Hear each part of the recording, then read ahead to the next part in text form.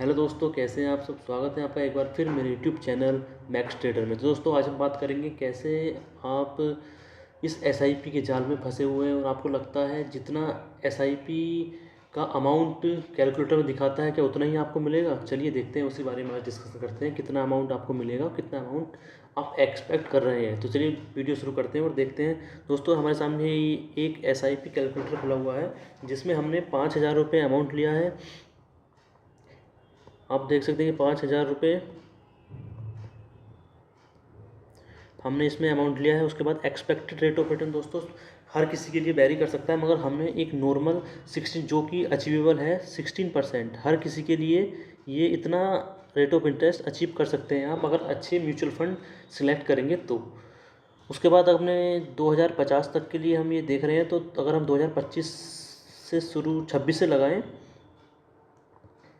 अगर हम 2026 से इसको शुरू करें तो 2050 तक लगभग 25 साल हम इन्वेस्ट करेंगे 5,000 रुपये।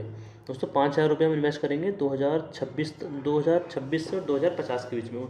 और अगर हम देखें तो ये कैलकुलेटर के हिसाब से, जैसे कि आपको सभी लोग बताते हैं, उसके हिसाब से जो वैल्यू आती है वो टोटल इन्वेस्टेड अमाउंट आप देखेंगे तो ये 15 लाख रुपए टोटल इन्वेस्टेड अमाउंट यहाँ दिखाई दे रहा है।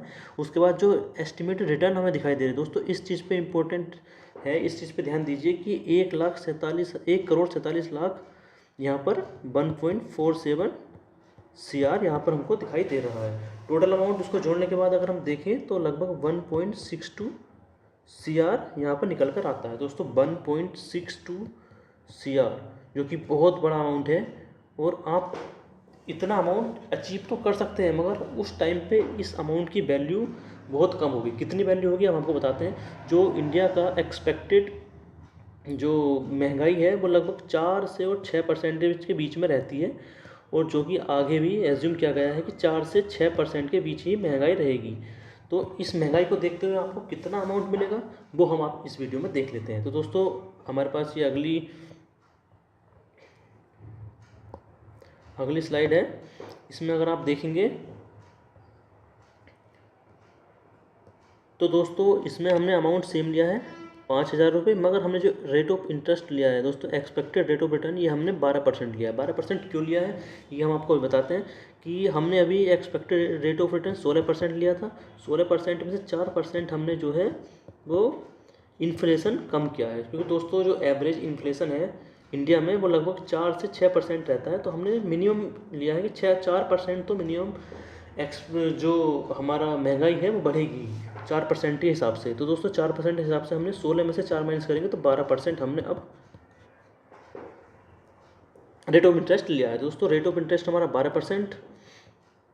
उसके बाद जो हमने साल लिए हैं वो बराबर 25 ईयर्स लिया है। तो हमारे 2050 में कितनी वैल्यू होगी ये हम आपको बताना चाहते हैं। तो दोस्तों आप देखेंगे रेट ऑफ, ये जो अपना इन्वेस्टेड अमाउंट है ये सेम है, इन्वेस्टेड अमाउंट बिल्कुल सेम है, उसमें हमने कोई भी छेड़छाड़ी नहीं की है। उसके बाद एस्टिमेट रिटर्न दोस्तों आप देखिए, एस्टिमेट रिटर्न कितना आ रहा है, सिर्फ 70 लाख रुपीज़। पिछली जो हमने देखी थी 16% के हिसाब से जो हमने लगाया था हिसाब, उसमें 1.47 करोड़, 1,47,00,000 रुपये हमको मिलने थे। मगर इन्फ्लेशन के बाद अगर हम देखें तो ये सिर्फ 70 लाख रुपये रहे थे। टोटल अगर हम देखें तो लगभग 85 लाख रुपीज़ जो आज के हैं, हमें आज के 85 लाख रुपीज़ के बराबर हमको 2050 में 5,000 रुपये की SIP से मिल सकते हैं। तो दोस्तों कहाँ 1.67 CR थे, 1,67,00,000 रुपये, और कहाँ 85 लाख रुपये। दोस्तों बहुत बड़ा अंतर ये देखने को मिल जाता है। अगर मैं इसको आपको आसान तरीके से समझाता हूँ, कोई गाड़ी अगर आज 85 लाख रुपये की है तो वो आने वाले 25 साल बाद 1,67,00,000 रुपये की आपको मिलेगी। तो आज की जो वैल्यू है 2025 में 1.67 CR होगी, मगर आज जो है वो 85 लाख। तो आज के रुपए में अगर बात करें तो आपको सिर्फ 85 लाख रुपीज़ ही मिलेंगे अगर आप 5,000 रुपये की SIP करते हैं 25 सालों के लिए। तो दोस्तों ये था आज का वीडियो कैसा लगा कमेंट करके जरूर बताइए कि हम आपसे मिलते हैं अगली वीडियो में।